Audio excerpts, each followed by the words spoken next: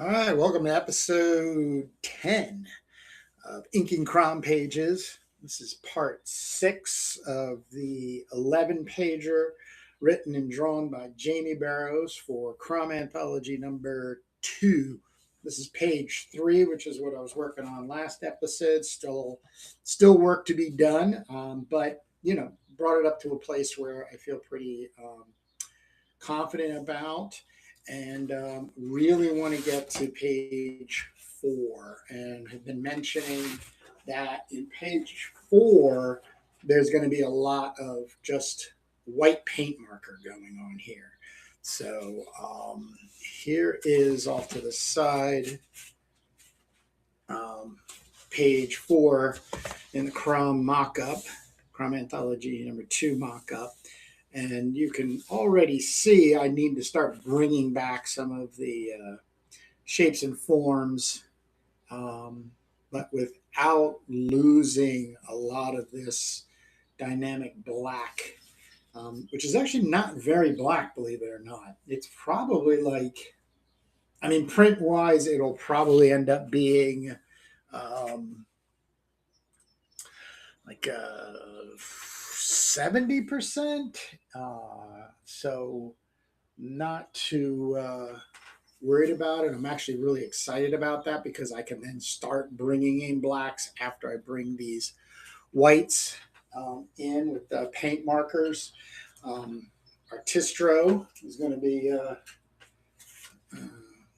shown off quite a bit here, as well as some of the ones that I have gotten through the kits, about 6 or 7 paint brush marker kits that I've gotten. So gray could come in, but I have a feeling with all of the white markering I'll be doing, there'll probably be a little bit of black line work with my Fudenosuke hard tip. And then moving on to page 5, that'll feel like I've gotten a decent amount going with the momentum of pages and stuff. So let me just quickly show off page 2. Pretty exciting, right? This is one of the things that, oh boy, I was all really thrilled with when, I was doing all of the splattering and masking and gray washing and stuff. Other than adding the border and the 2 hands for this character, just a great splattering effect that had come out of it. So, okay. So these eyes and this speckling back here, there'll be a couple solid black lines I think I'll have to put in, but I think I'm going to leave a lot of this open. So that, of course, the hand, the white gouache that went over the top of his cloak, playing with the arena. Still want to put some cosmic stuff, if not like a spotlight, some airbrushing, so that'll come down the pike in a future episode. And then, of course, page 1, kick this thing all started. The wizard and all of the 1, 2, 3, 4, 5, 6, 7 barbarians or warriors. I think 2 of them are women. That's one here, CROM, and then some other characters and stuff. So, all right. With that being said, I'm going to start with this Artistro white brush tip, and you can see right here. This is CROM head down. This has to get calmed down. So, just by putting in, just playing. I've been really, really looking forward to this. For his hair, you can still see ghost guidelines. This is something in art we get trained for, recognizing is, as you're working, some things don't end up going in the direction that you you maybe planned or hoped it would be. And so then you have to scrape down the canvas. So when you do that, there's always residue, and that residue stays there and informs future movements. So, where your brush will go, maybe even like redrawing. So I that's one thing I've carried over from my fine arts training. Um, and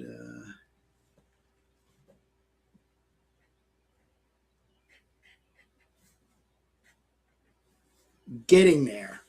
I'm going to be talking a lot about taking chances in your process of creating said comic art in general too. It doesn't just have to pertain to comics.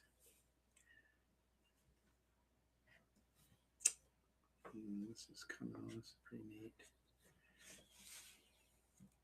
But you already see what's going on when it comes to just laying these white paintbrush markers on there. Does this have a ball in it?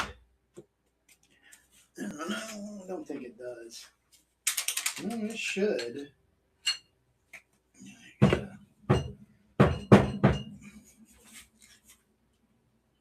Maybe not.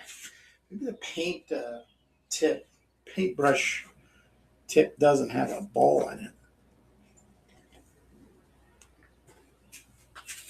All right.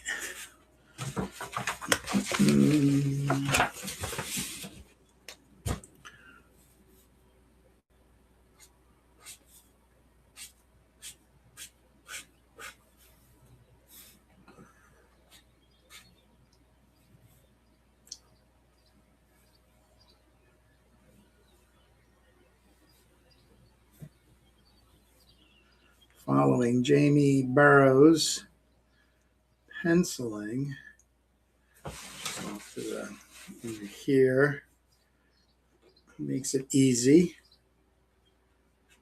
I'm really just bringing back some smoothness to the edges.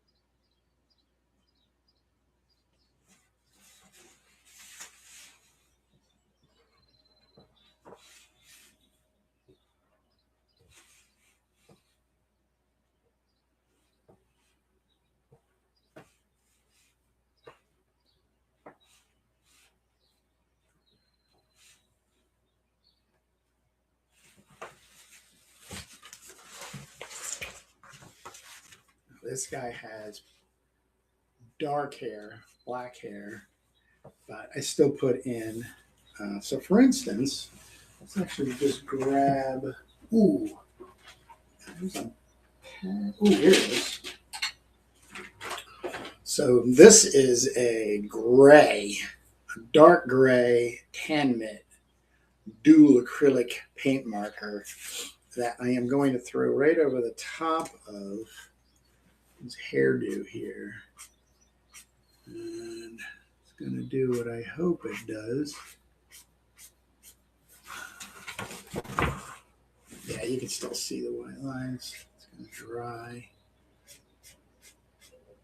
But those white lines were not at all, I don't find them to be that necessary now for me. So let me just get rid of staying with the paintbrush markering.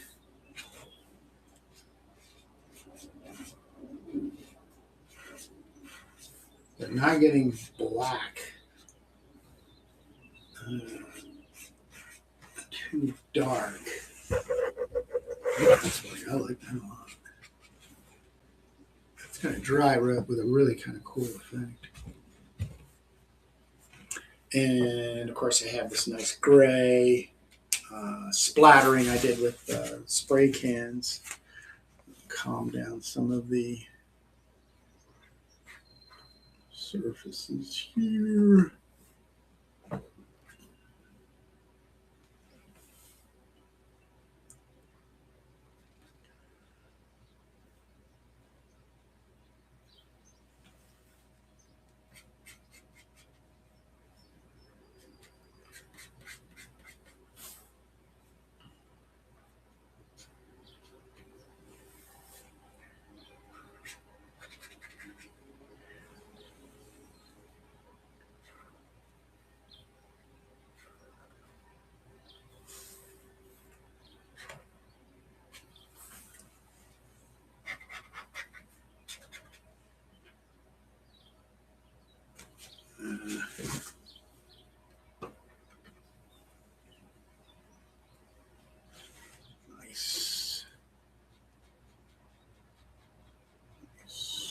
Nice. Nice. Liking that. Things are calming down. I could even jump on the outside just a little bit. Yeah. Yeah. Works for me. Now here it comes. There it comes. You can tell in this panel here, very well rendered. You know, rendered in the anatomy and the action. And here it's completely gone abstract. Now, I don't want to lose a lot of this action. I really do love, like, you just take that. I love this a lot. This is a leg. That's a skirt. Even lost the leg here, lost the leg there, but I'm really fine with it. But I got to make some decisions in focusing this right now. So let's see what happens. Ooh, so I'm going to keep this going since I used it on the hair over there. I'm going to do the same kind of thing, just keeping it.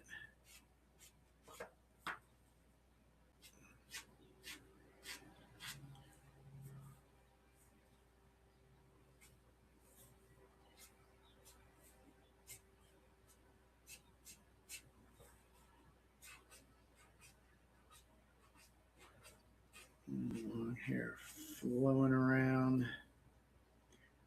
Works for me. And then even down here, he's getting slammed.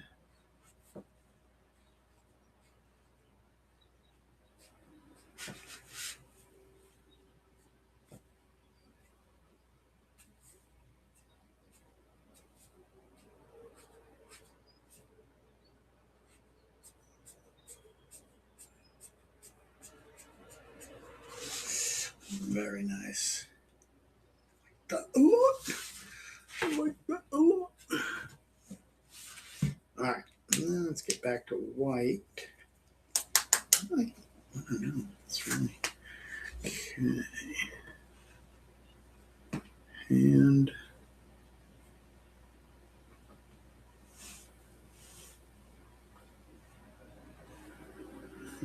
some muscles, some back muscles here.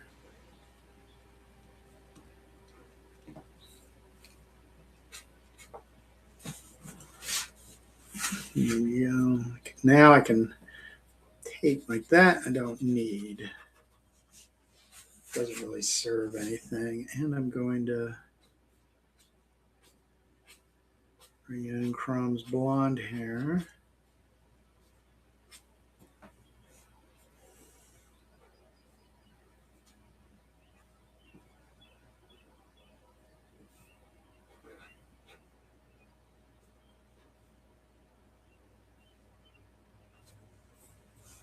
All right, so And it just looks like a good solid white shape.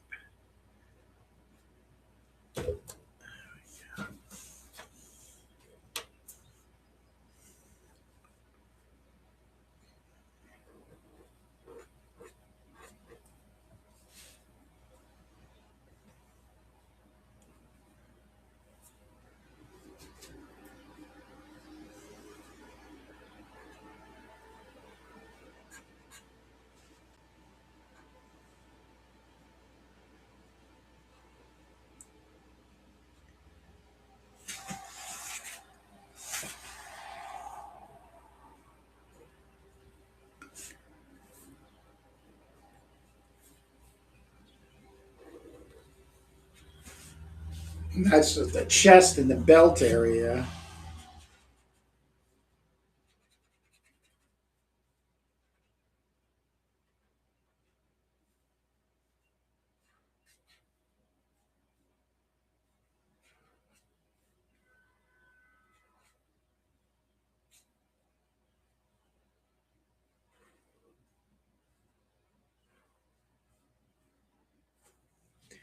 Really not wanting to, like I said, bring anything over here when I can.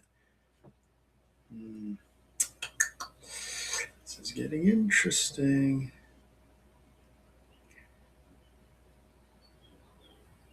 I might just go.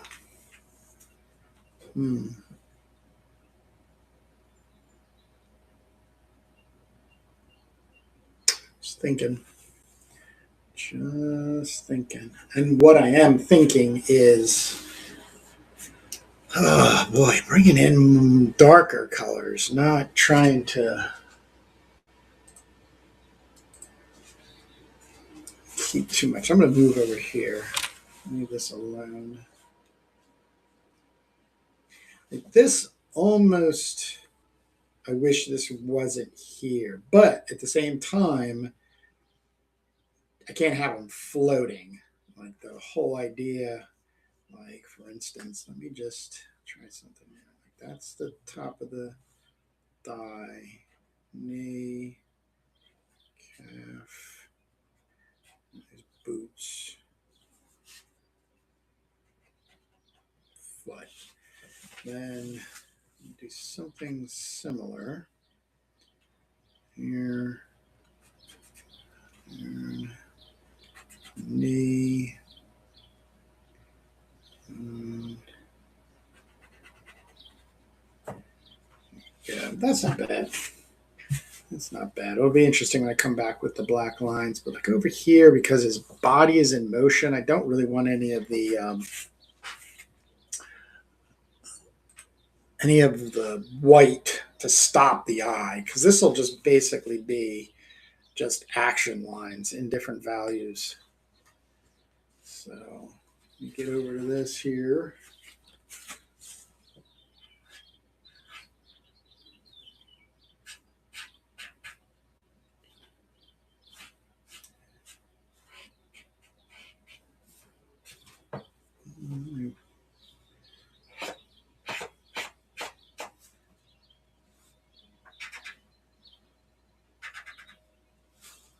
These are the top of his boots,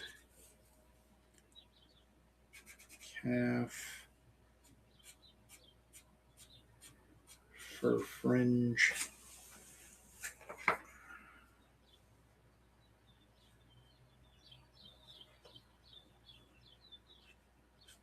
fingers.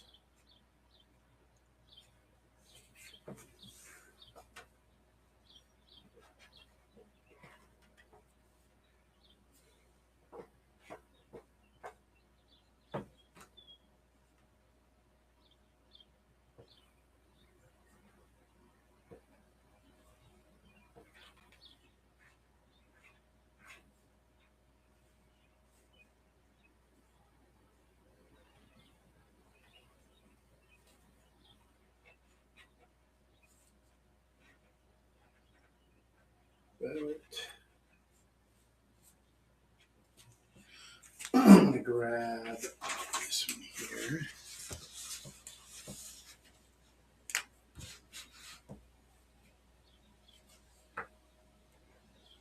Ooh, got some yellow on there. All right.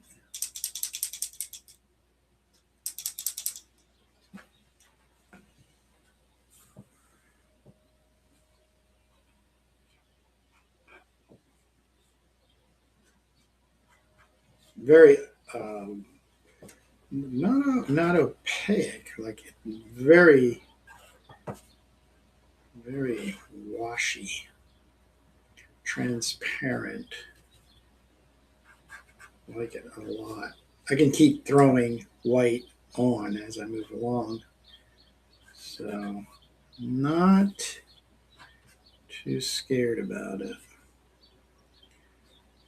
So far, so good. Now I'm just getting excited about putting in white. Excuse me, black. It's working black lines. He's got his belt, muscles for waist, and hands.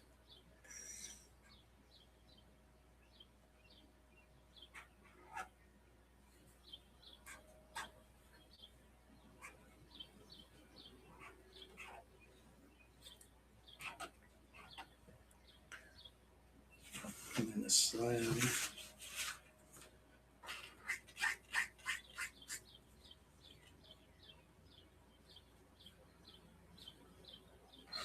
Same thing here.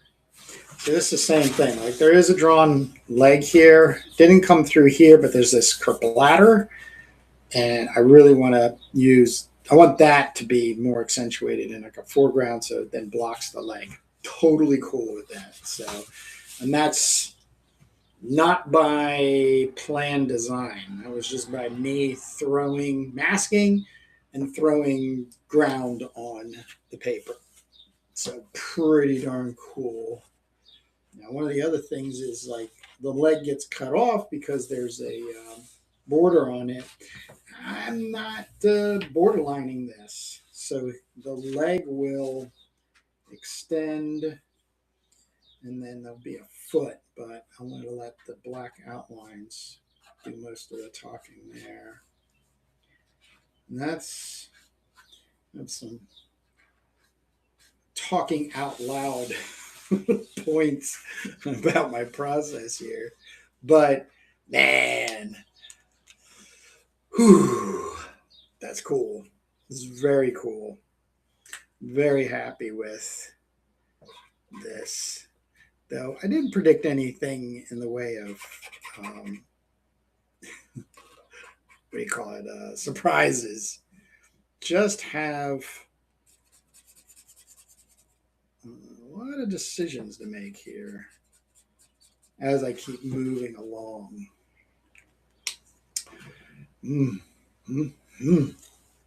Now, if I want to, I can. I still have white color pencil, and then just the liner, fine tip lining, and what else do I have? Well, I got spray paint if I wanted to bring in white spray paint, knock things out, even with the dark. But the aesthetic I'm rolling with is this wood block print, splattery background, and then using the white, throw things forward in shapes, and then I'll just start noodling. Matter of fact, let's do that right now.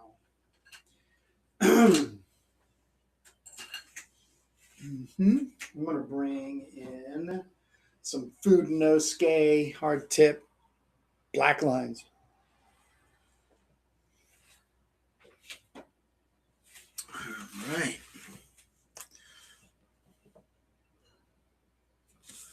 Here, this should be pretty dry.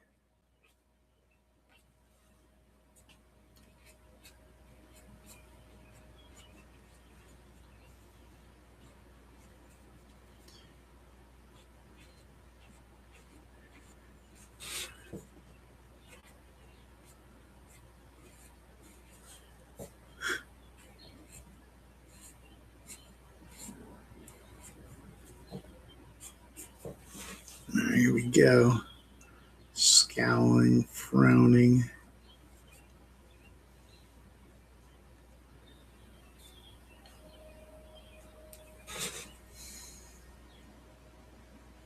It's like once you get an eyeball in there, things change. Whoa!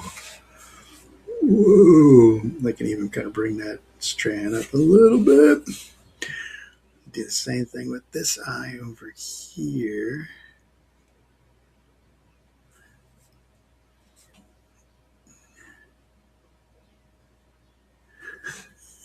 It's so cool.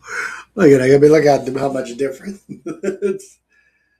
love that. Love it.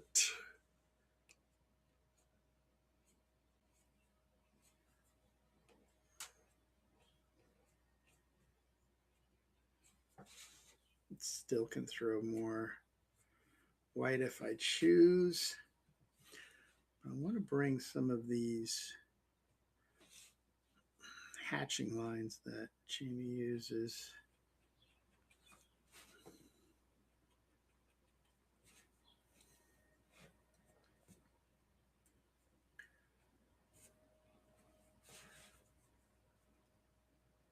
Nose.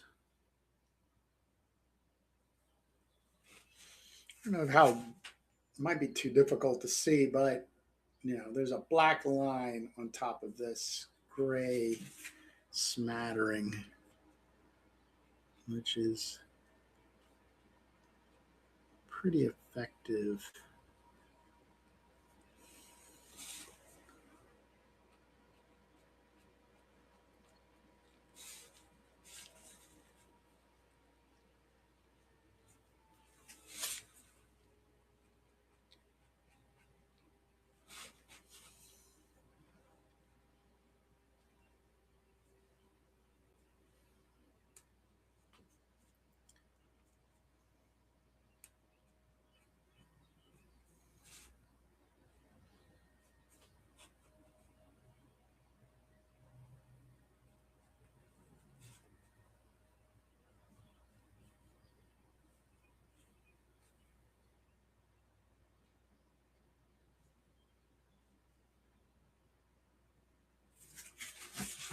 Mm.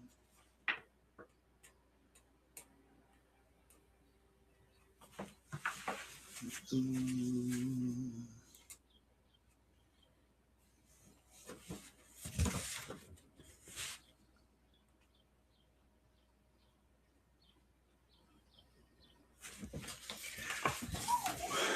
This is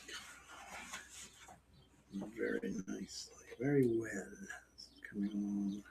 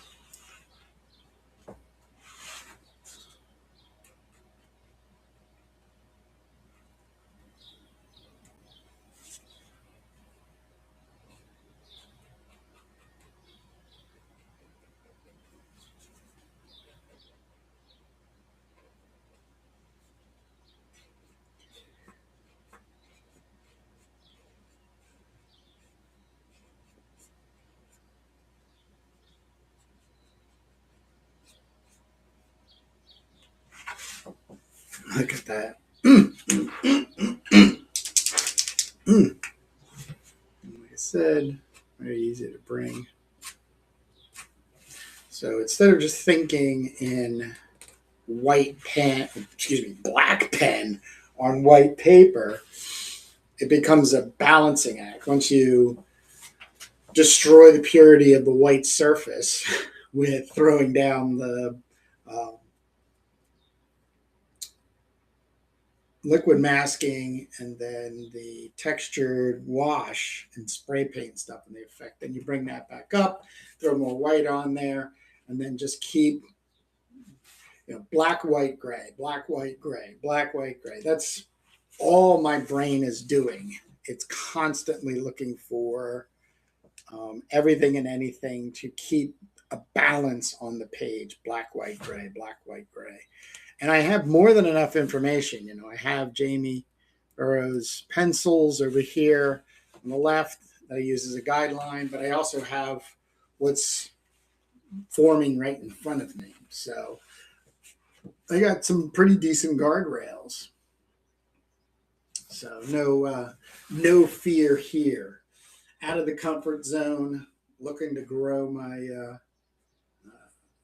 technique / style. I think this is where the conversation can get very schooling. If you really want to put yourself out there, especially nowadays, I 100% believe you've got to get down to how you see things in the way of making marks on a paper. I'm very, very legacy brand comics. Great approach with excellent results, very much in keeping with the gritty nature of barbaric world. Thank you, Legacy Brand Comics 5340. Welcome to the show. Thanks for stopping by.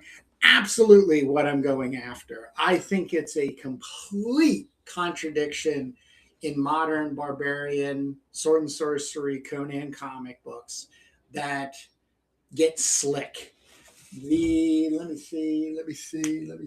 just see here. Put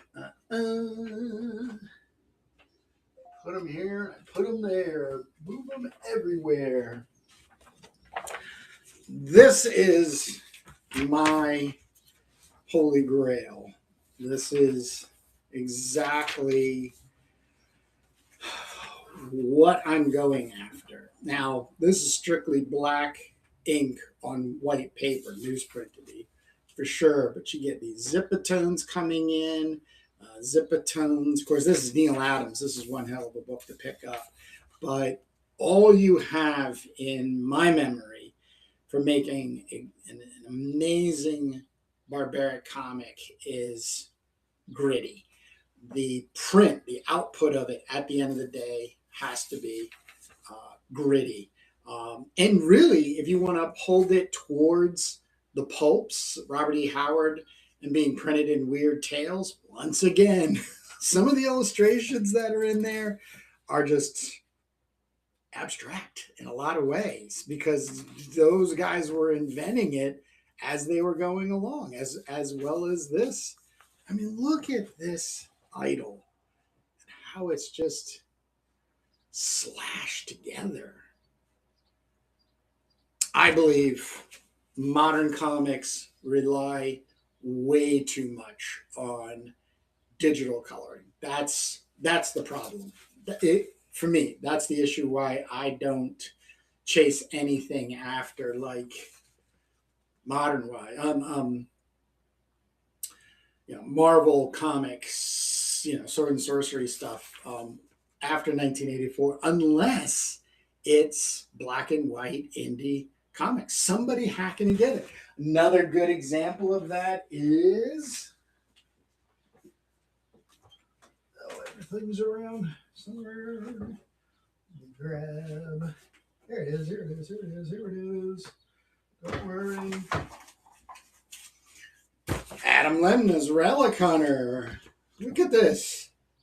This is 2022.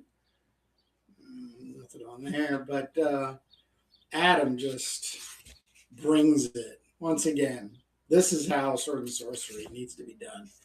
Comics, illustrations. Now the black and white thing, I'm not 100% down on. Like, no, you can't color anything because, of course, the covers, like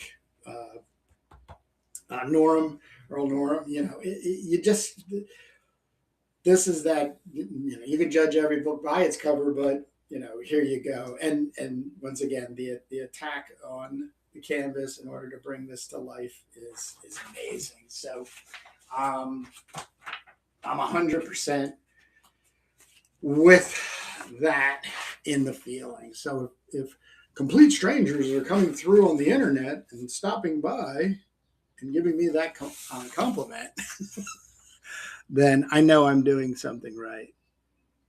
Now, a lot of people might say, and I have heard this, is, oh, you want to go with, the standards, the way comics look, the way they're making. Nah, I can't. I tried.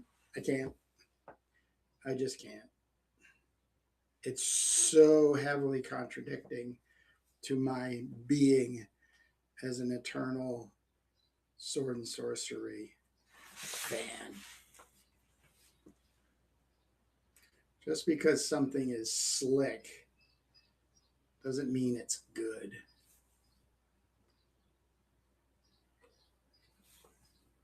Look at this blam. Ugh. Backhand. CROM's getting a backhand right now. This guy, there is a name. A couple names. Of course, I got Jamie's notes, which is just okay. This page 4, Slayer. Okay. So page 3. Let me just double check something. No, that's not it. All right. Page 4, probably a similar exchange between the convents. Yeah, no name for this fella. This dark-haired fella. He gets slammed by CROM, but CROM has to take one right over the freaking jaw.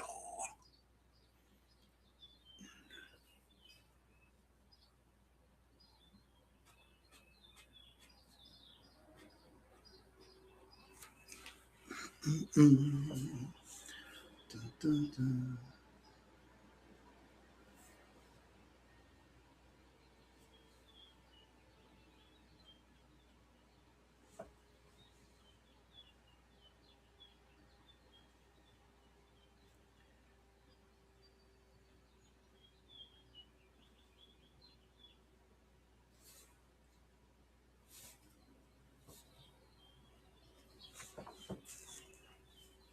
And of course, somebody who really does amazing work in color in the grittiness world, Sword and Sorcery, is Simon Bisley.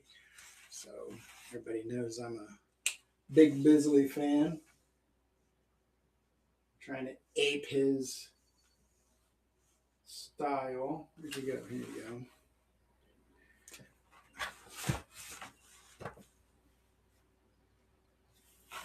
Some of what I'm doing right now is just interpreted and validated by the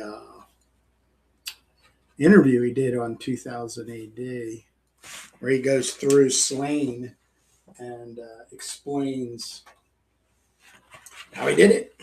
And Slane's all color. So, and that's right over here too. Hold 1 second. Slain. Where are you, Slane? There you are. Bottom of the pile here. So here we go.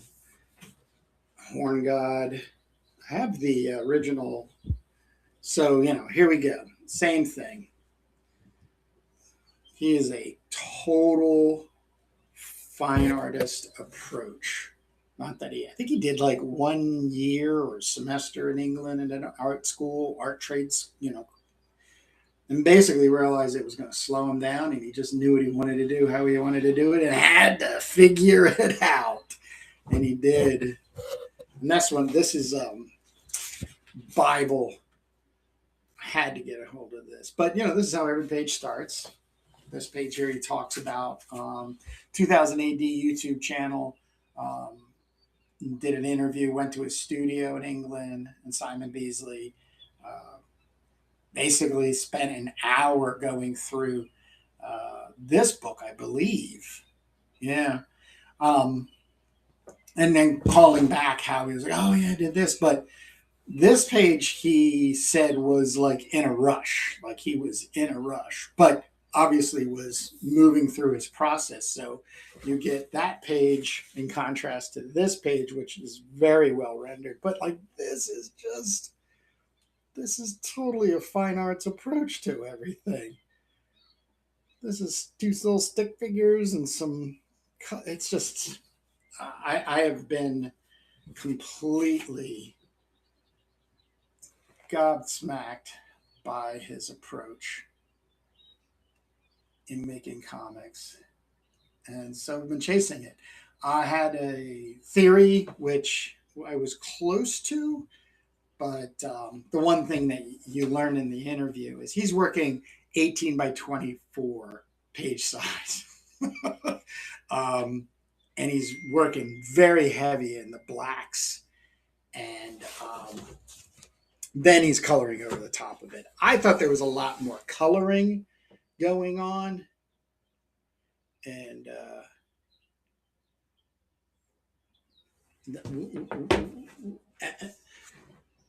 so and then adding blacks. So there was colors all laid down there, but it's actually the opposite. So I still kind of like the bouncing between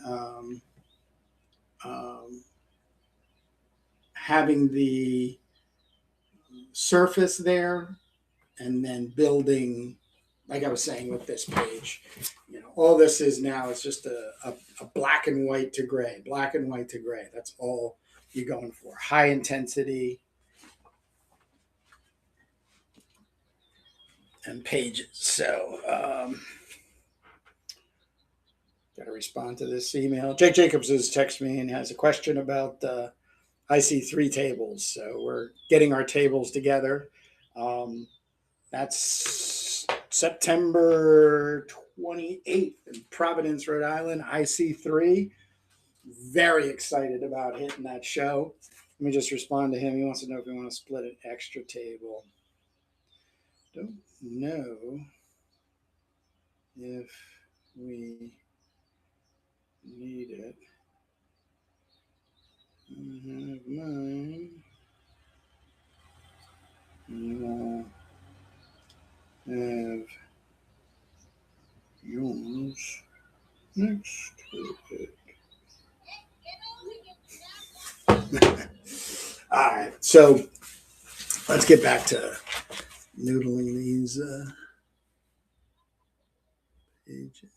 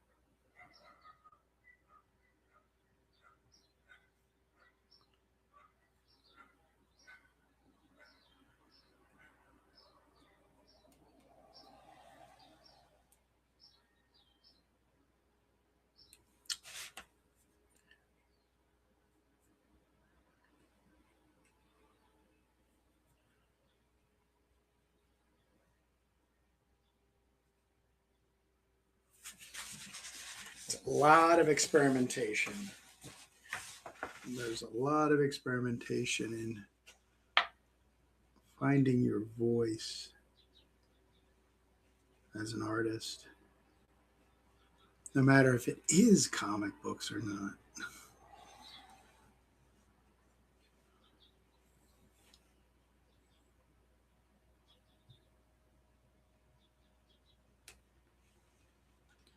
Ooh.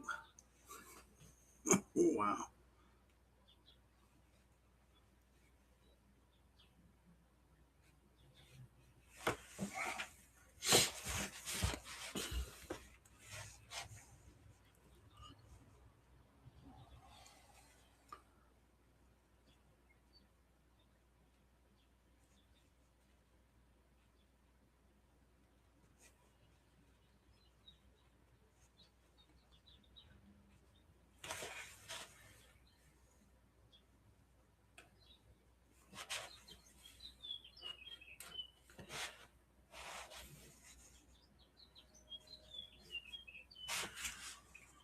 More white in here. My shoulder. Let that dry.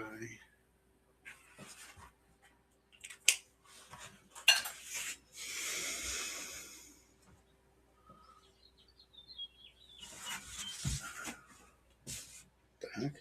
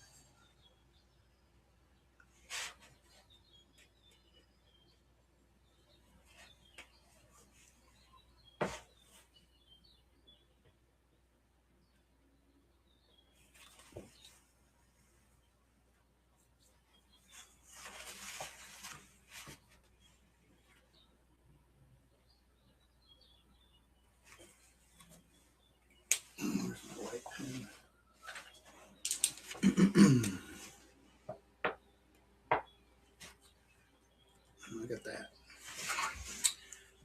space there.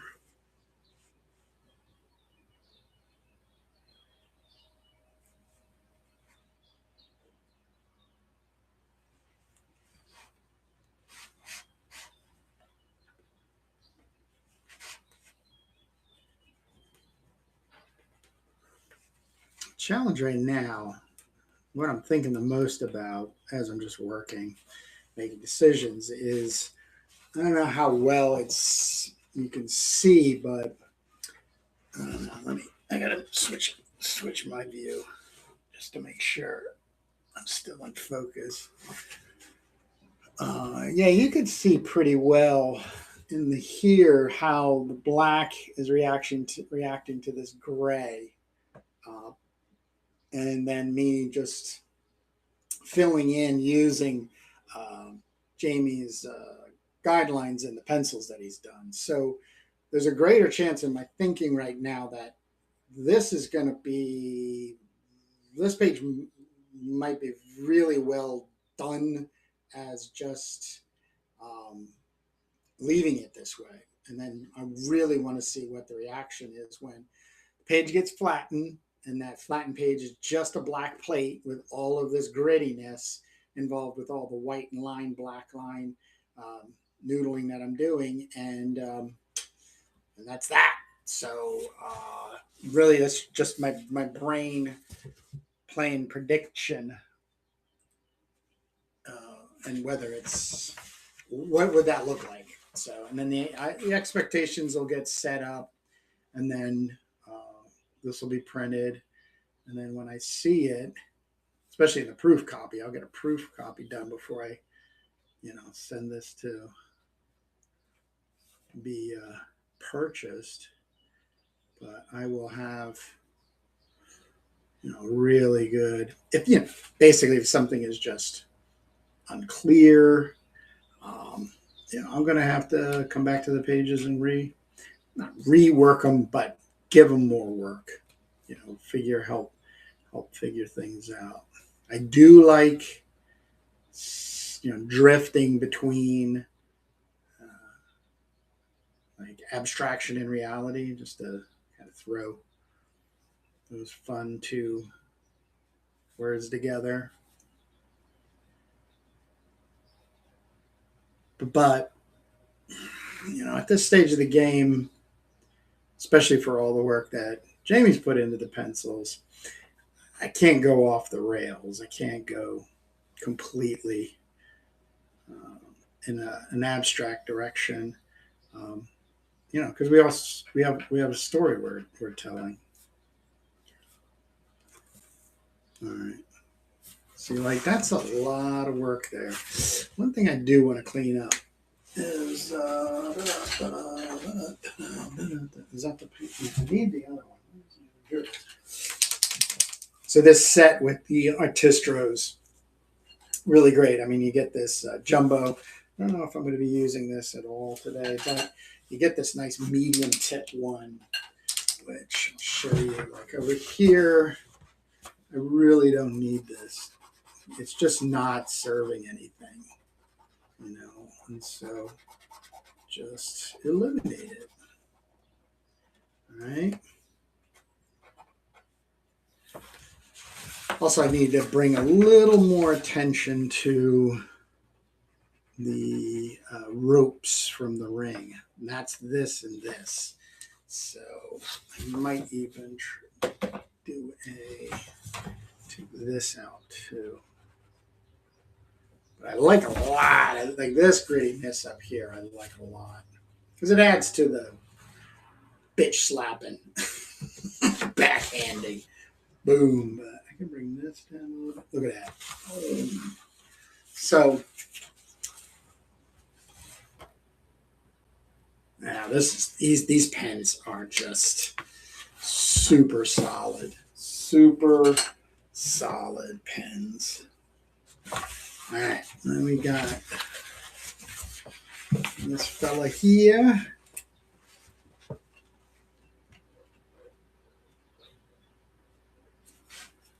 And his choppy bangs. Grimacing face.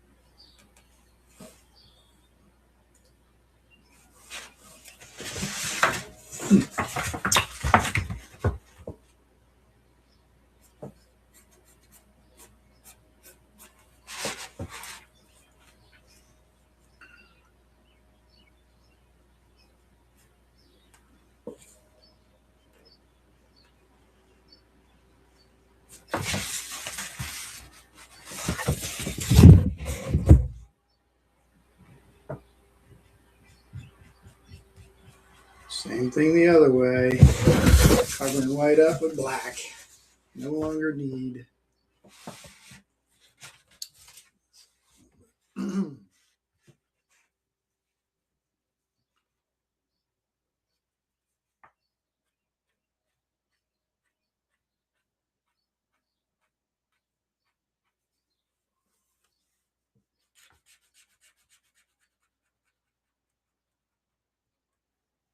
Black under the chin.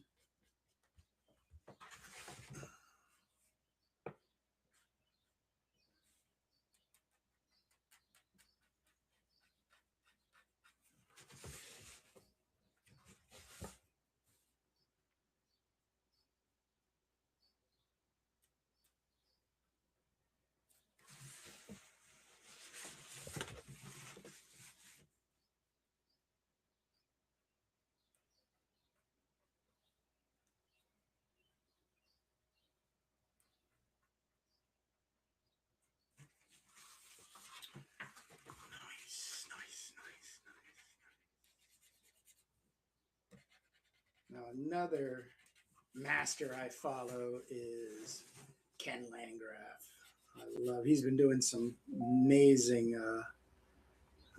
videos on his YouTube channel. He's got a project he's working, zombie thing. But he shoots these like 15-minute videos where you're just left in awe of his. I keep grabbing that one. His approach in being so like cavalier, like just off the cuff, and I just get this like feeling of he's been doing it for so long, yet it just comes through him. There's no inhibition. I mean, he's in his 70s. God bless him. He's just making it happen. But his technique in applying on the paper, I can watch those videos over and over again, and I have. Of course, I'm working with him on a 6-pager for a series. Yo, what's up, Will? I'm working on a 6-pager where I'm writing and he's illustrating and and it's CROM and Dravanis. I did a four. There's 4 pages. Let me show these off real quick. Like, so I'm super proud. I think we got him back.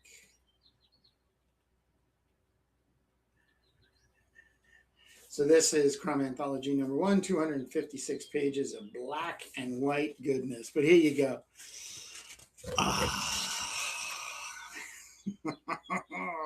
Get Landgraf. So this is plotted out hazily in my head as like a 32 page-ish story arc that helps bring CROM to a darker place where he will ultimately become the god CROM that CROM the Barbarian, Conan the Barbarian swears to. So this is it's also a dungeon crawl. So CROM has teamed up with this druid wizard named Dravanis, and they run into this hot chick, and then they're fighting like metallic metal zombie type creatures. So we got a 6-pager. It's already done in the can. I'm planning on getting the next 6 pages from him towards the end of this year, probably September, right? But I got a little tin can I put all my change in and collect to be able to get those pages commissioned from Ken Landgraf. But to have his work, physically in my presence is one level, and also seeing him making these pages as well as other comic work is just grand. It's so grand.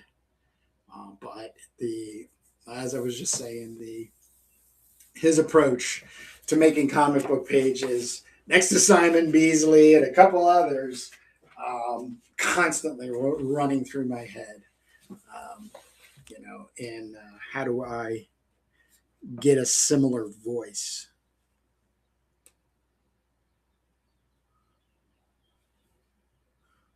Time will tell. Just keep working on your pages. That's all I keep telling myself.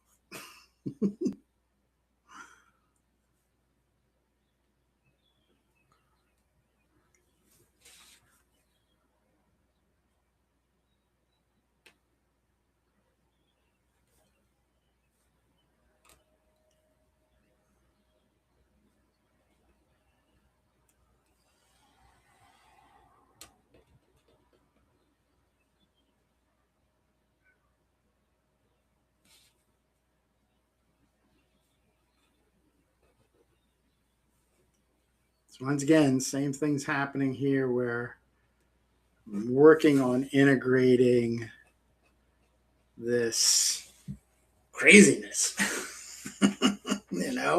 Just doing my best.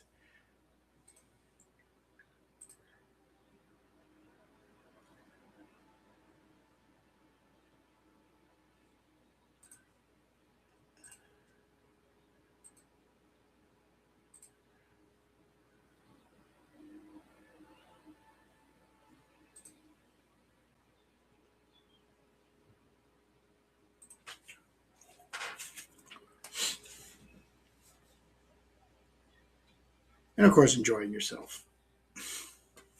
I hope I don't come off too artsy, fartsy serious, but that's another thing I do enjoy is thinking about art, talking about art. Comic art, yep, I'm good with that. But just the process, I just can't get enough.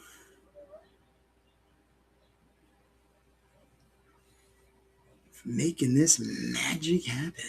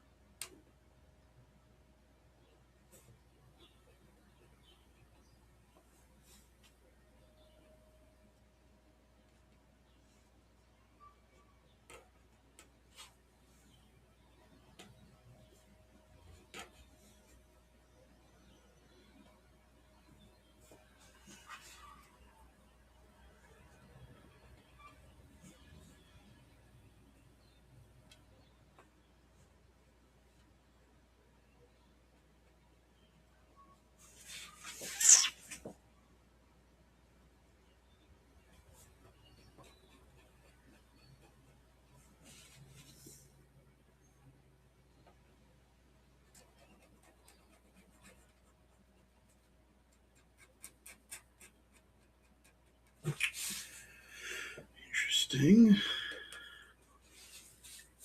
As I said, we're starting to get into this area where, let's see over here, very well rendered, but that motion of being picked up, I want to see if I can integrate the realism and the abstraction of it. So I'm working my way there and I'm thinking.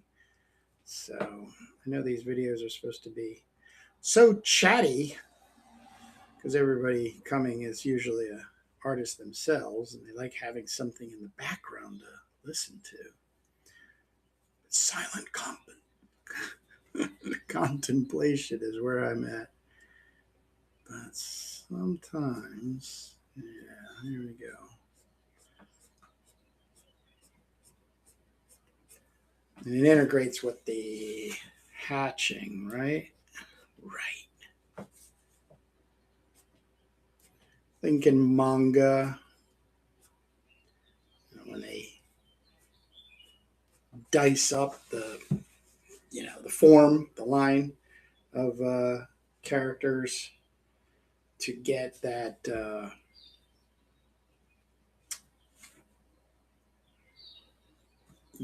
fact that it's moving like a punch is moving through the air,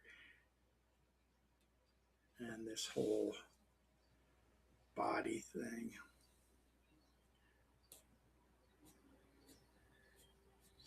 So, like that's the bottom here.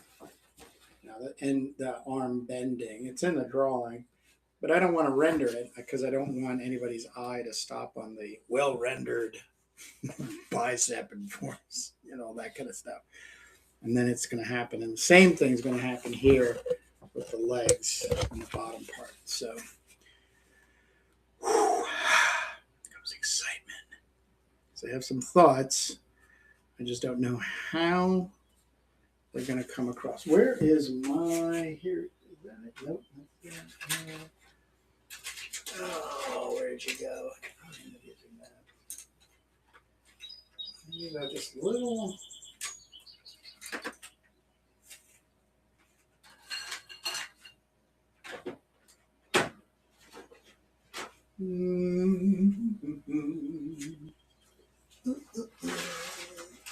Oops.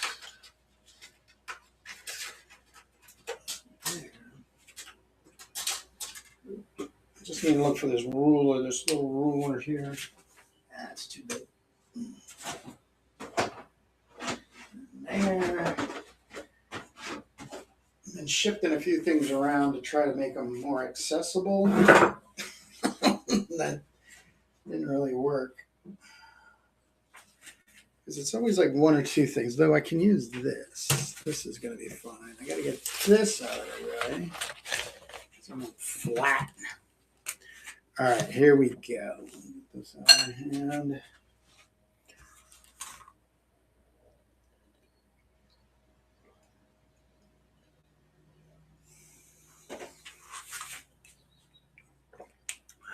See what we got going. That's where I'm at. I'm just cruising around, coming on if you want and talk. Yeah. I'm working on my comic, Revenant Steel. Oh. What genre is Revenant Steel? Will?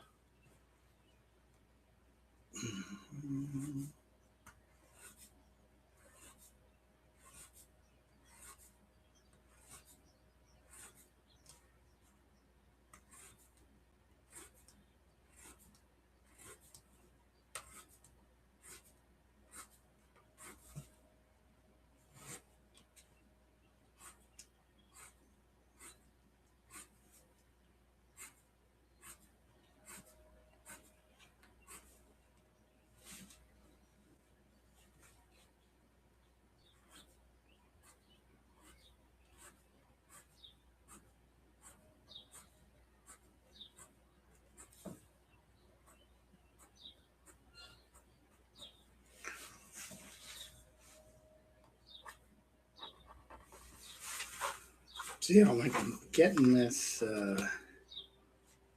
thigh here to work. Oh, darker under dark fantasy. It's got like swords in it. Dark sword, sorcery.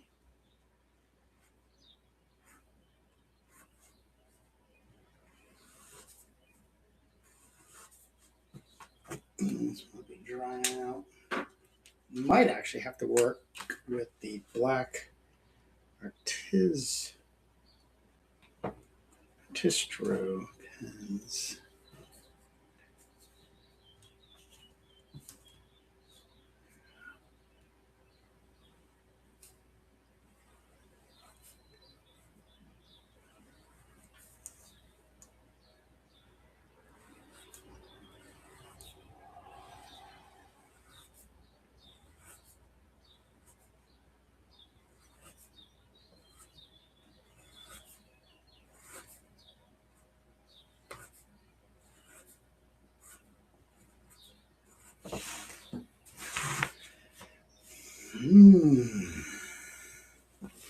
Not bad, not bad. It's gonna work.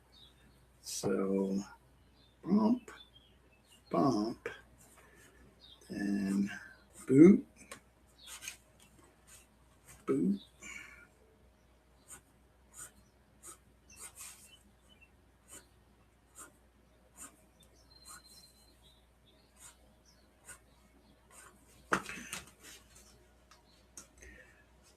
Boot.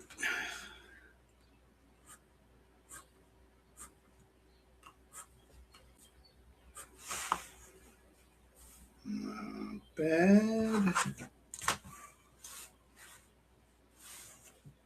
Get back in here.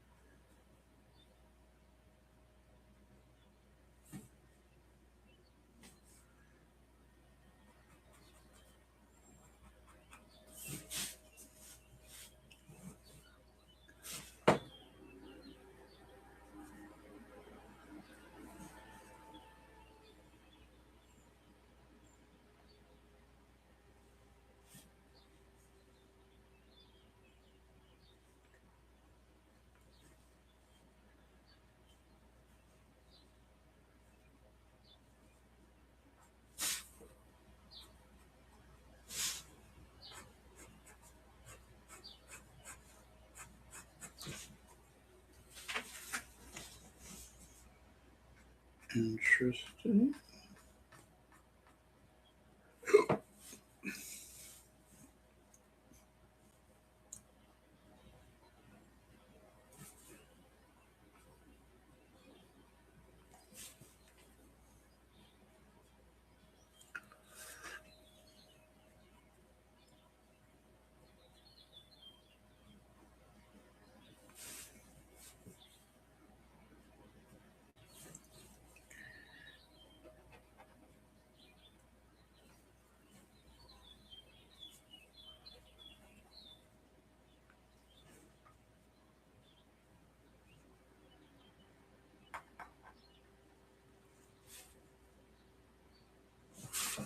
All right. It seems to be working.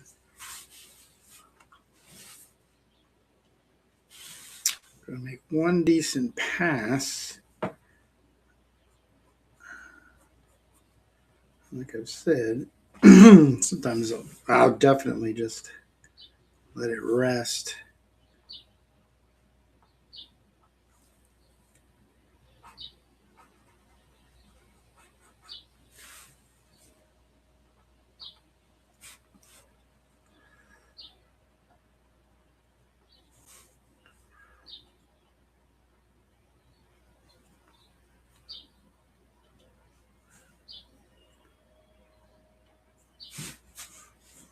Don't.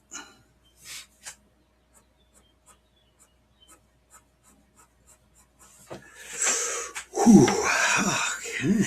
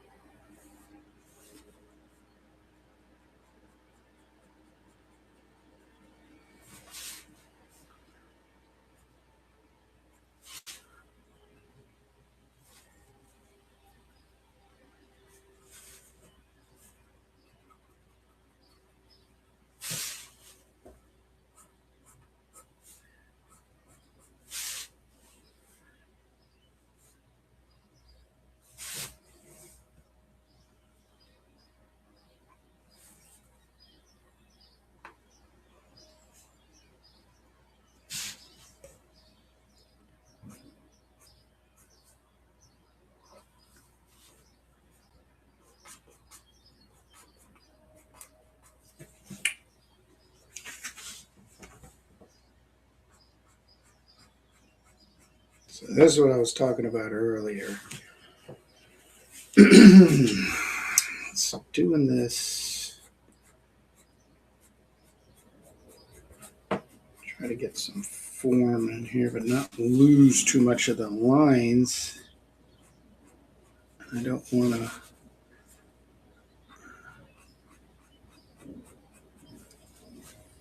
put too much emphasis in detail.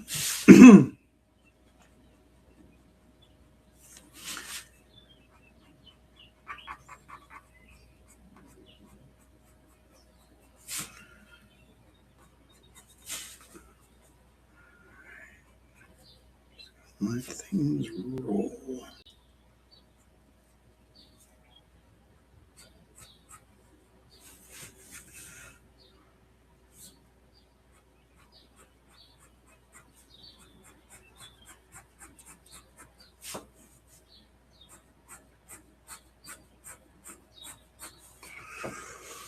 Ooh, it's coming along. It's coming along, right?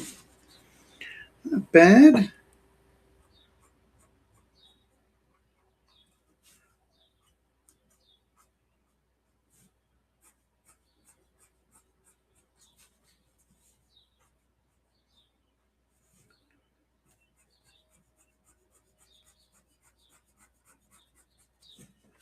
Not bad at all.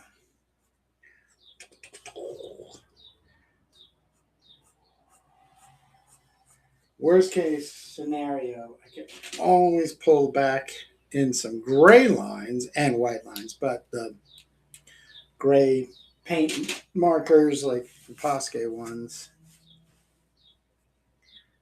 they come in handy because I'm going solid. So here's the other question. I don't know if I want to bring all these lines over.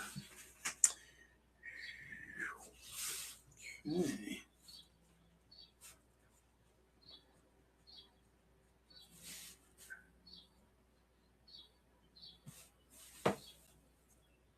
Same thing, but this like getting thrown behind this skirt bladder. Like for instance, I'll move over here. Define this skirt platter. Like how that works.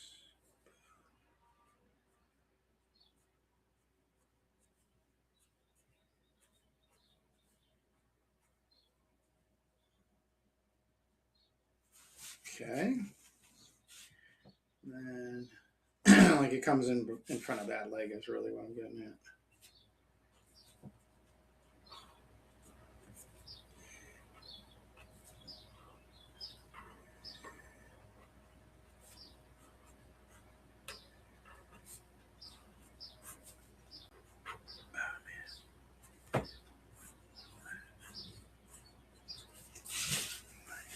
Nice, nice, nice.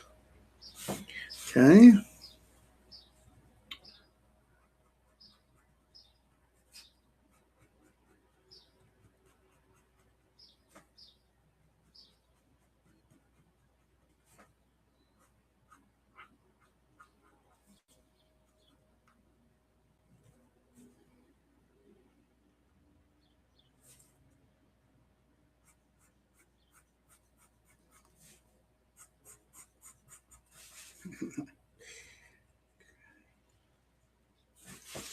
All right, that is all I'm going to do with this panel.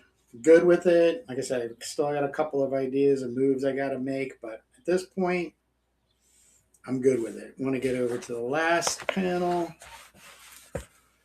Whew.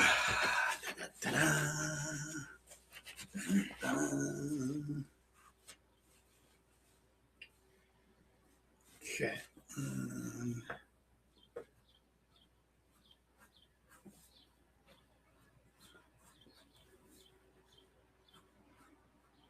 So one of the mangas, where are you? Here you are. I just recently picked up. I've been following for like a year, and I finally pulled the trigger, and I got was this. It's called Apocalypse Warrior. I thought it was going to be more sword and sorcery ish, but it's more kind of like alien bio horror type of thing.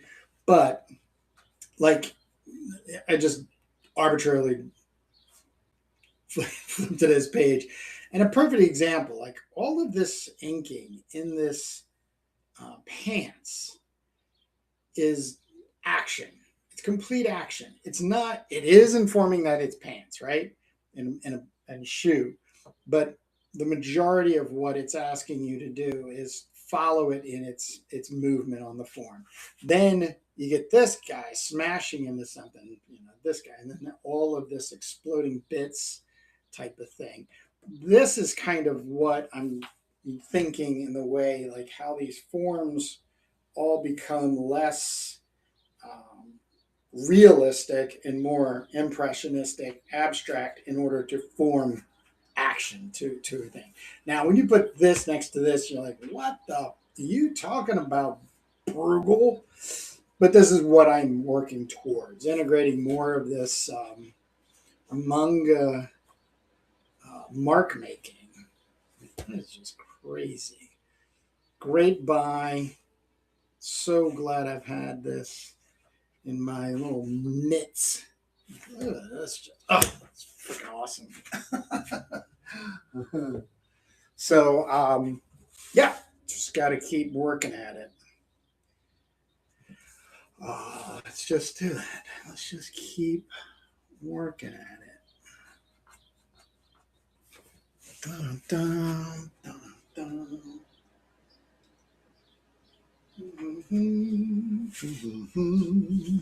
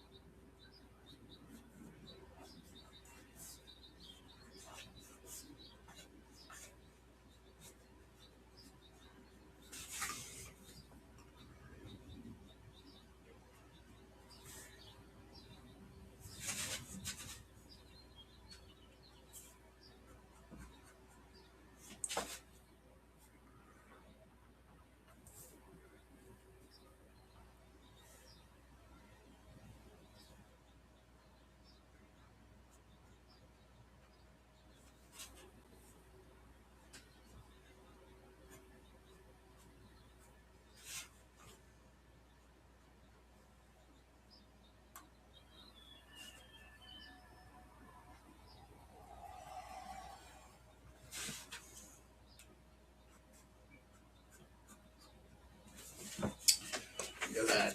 Oh, nice. I'd like to make a statement like, I like it when a plan comes together. Well, planning is a bit overshooting. Making this up as I go along. Other than Jamie having wrote and penciled this out, I am going buck wild. Getting the speed lines to look good is tough. I agree, Will.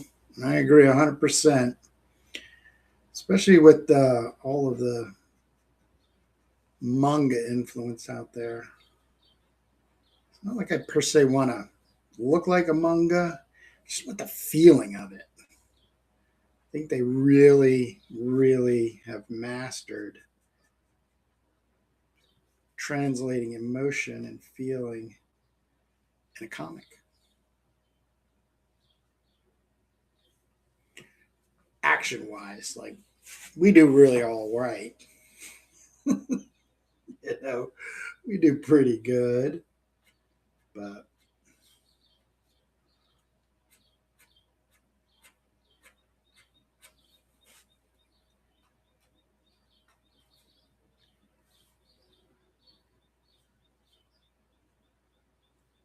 they are definitely dominating the game right now.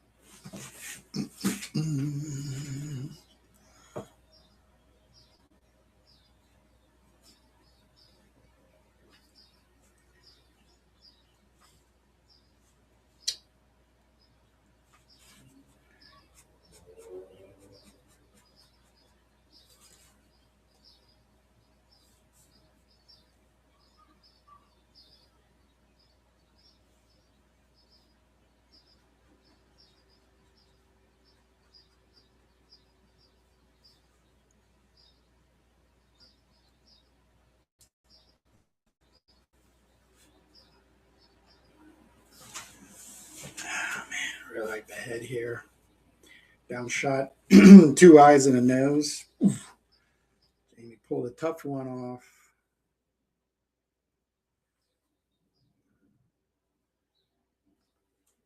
Tough, challenging.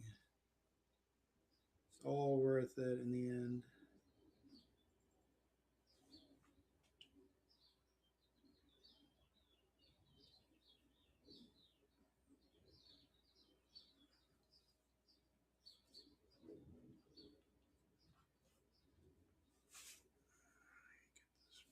Yeah.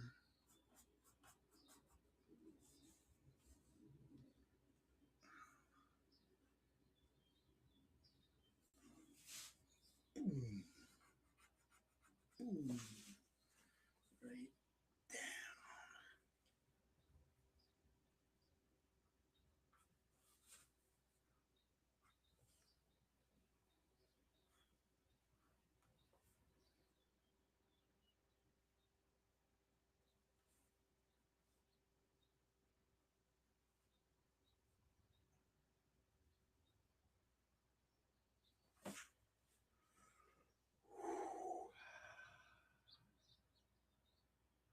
Remind myself to breathe.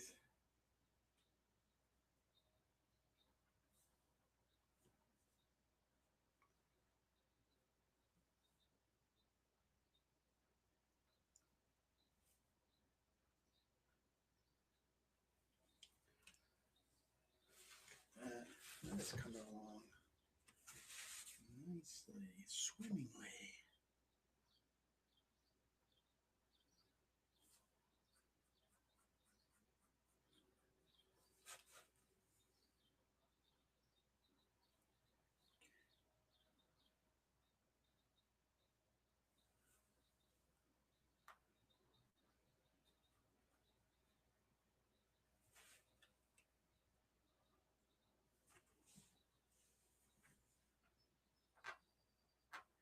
An approach I use a lot is when in doubt, just put something down.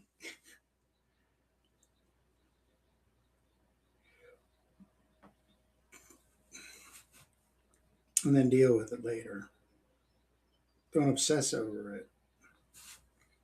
Now, I'm not saying that I've been this way all my life, but definitely in recent years, I've been giving myself a lot of allowance to do exactly that. When in doubt, just do something. And doubt being like, oh, should I work on this or this? Or just grab a page and just start working, man.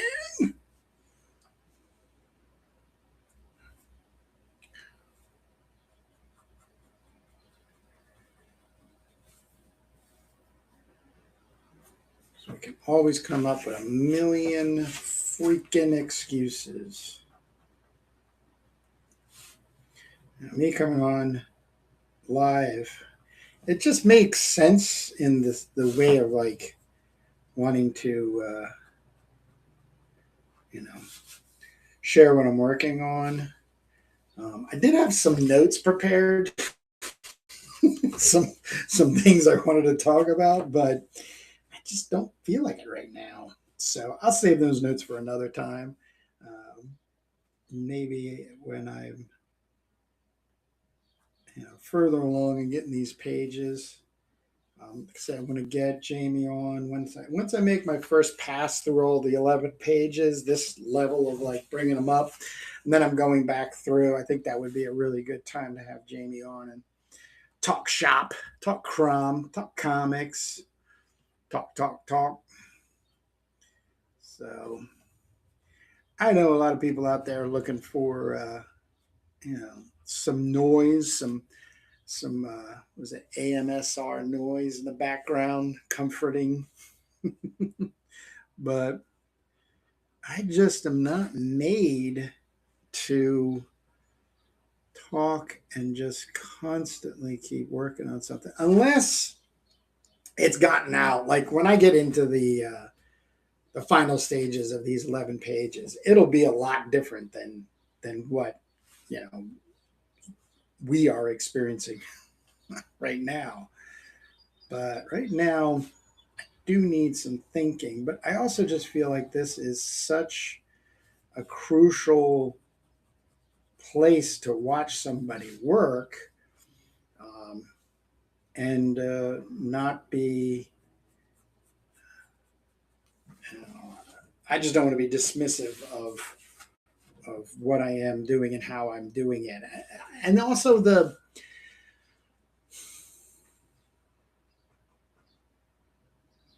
way we can kind of just see things finished and then just automatically assume that the person just started at the top left hand corner and worked all the way to the bottom and finished the page beautifully and moved on to the next, got paid, keep, I just don't like endorsing that. I don't, and especially if people are trying to get into the game.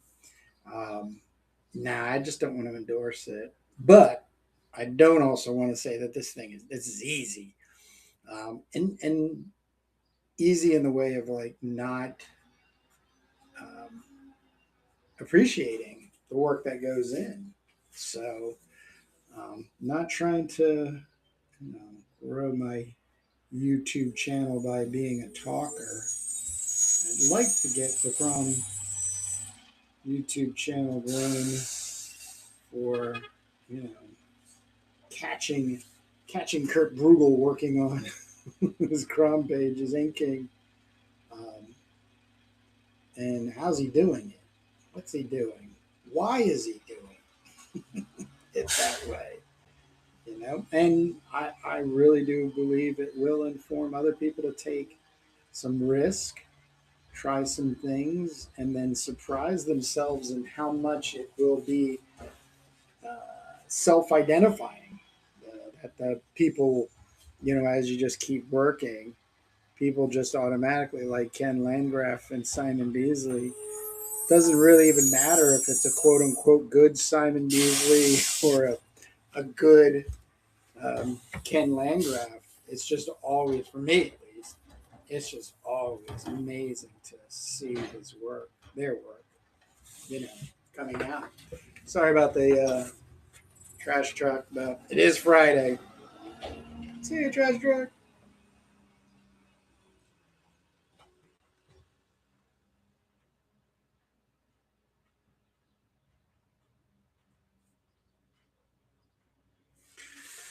Whew, more scaplattering. Scaplat. I did talk about sound effects, and there's nothing stopping me from. I think I might run a sound effect this way, somewhere in here, but I can come back and add it right over the top. So there's no worries. No worries. This is a low to no stress project. Anybody wants to get involved, know that you are getting involved in a low to no stress project, which obviously includes me.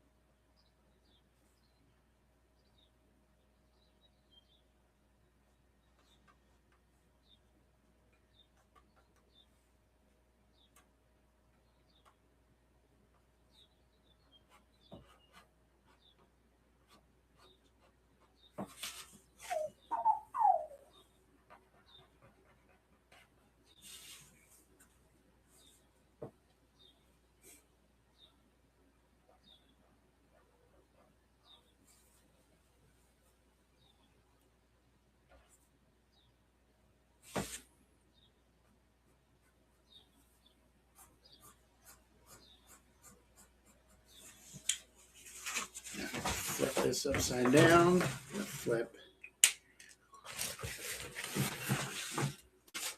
this upside down.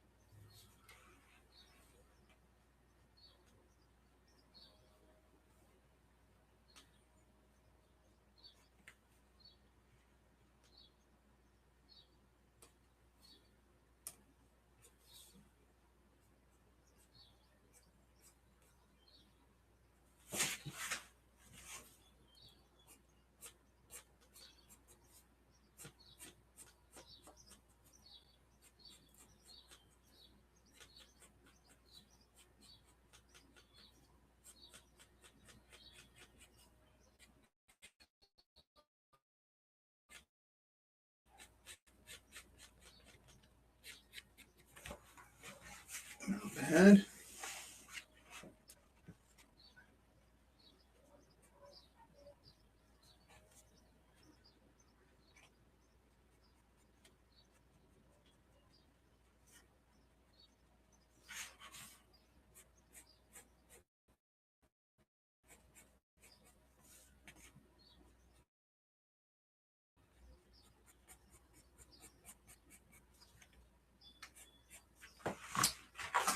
Come on, nicely.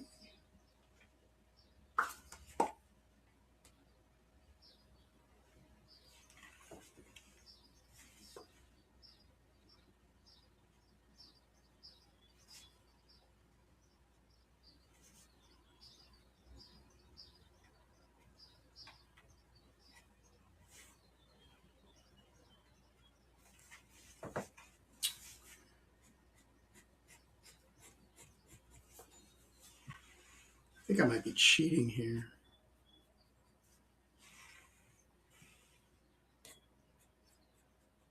Not doing these long lines. I sort of feel better about like a longer hatching line to help, like I said, make sense of the forms. Seems to be working. It worked over here.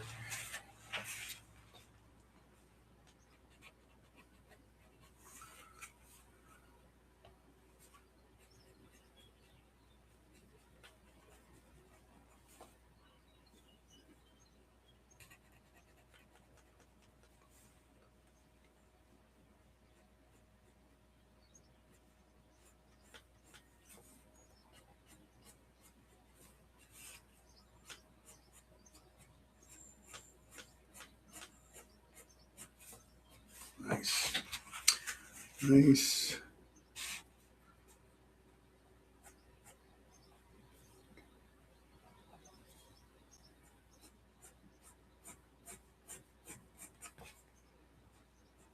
And then I was saying before with just using longer ruler, some gray, white, maybe coming right back with black. Right now, I just need to get some form and outline on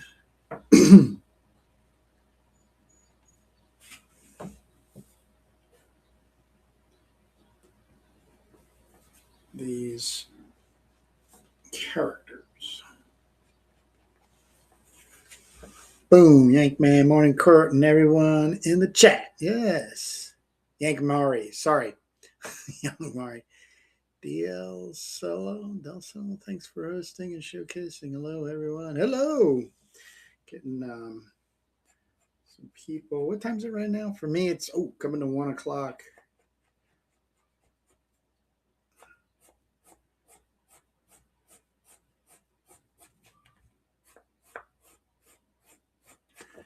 If you're a comic artist, please share what you're working on in the chat. Links.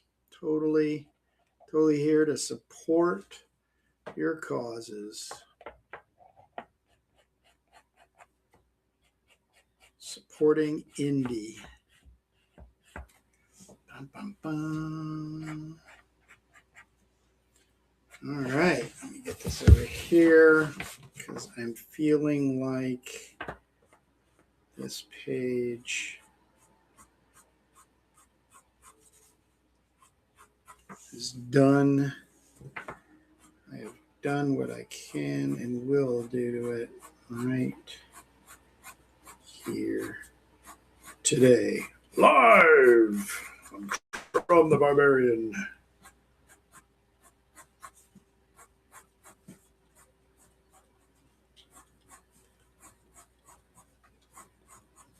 Let's flip this back over. Same thing here.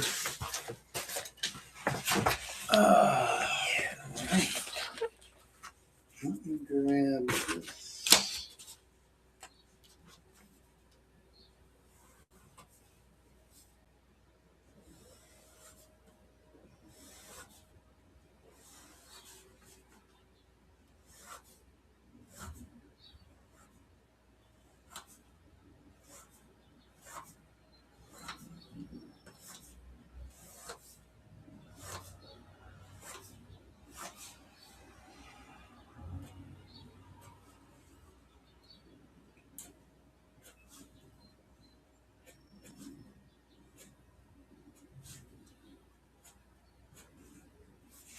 Interesting.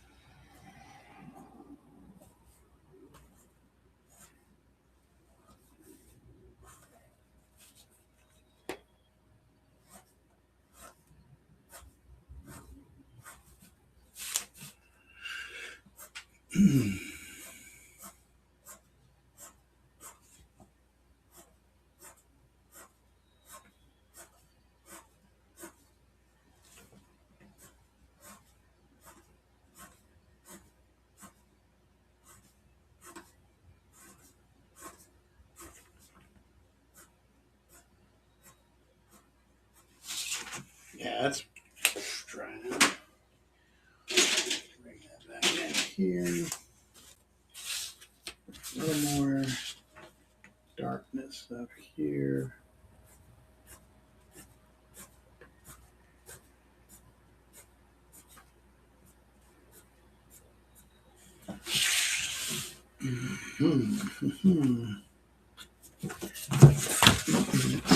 I was looking at an anthology last night before bed, and Jamie had a piece in it. He's improved quite a lot. Yes, sir, man. Jamie is becoming one hot ticket. He's working his little fanny off. I don't know if anybody has a copy of. Dun, dun, dun, let me find. Let me find. Oh boy.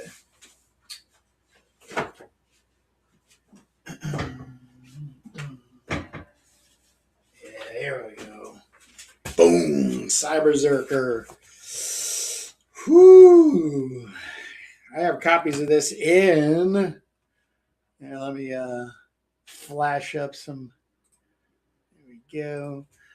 CROMTheBarbarian.com. Yeah, no, this is totally amazing. This was also, I think, where he took a real huge step forward, playing with color, but really giving himself like free range on the pages. We have an agreement where in either, I don't know if it's going to be CROM Anthology 2, but most definitely 3, I want to print 8.5 by 11, the first 7-8 pages. But Jamie Barrows right there. You can get a copy, not only from me at CROMTheBarbarian.com, but from him on Instagram, just.jamie. All right. All right. Ooh, I just see something here.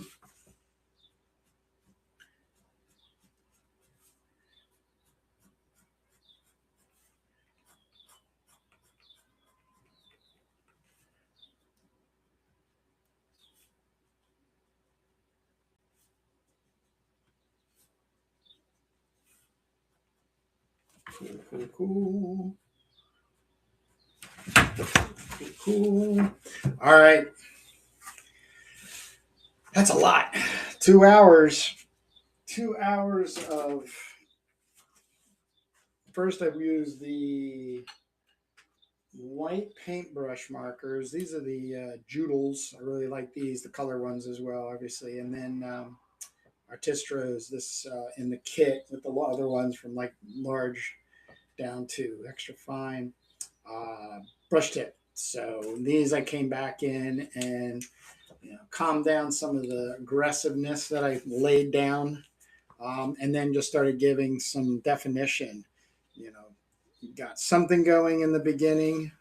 Definitely going to let these cool down on the board here, and for the next days or two, I'll just be looking in on them. Tomorrow, I believe I'm going to be giving another session here live.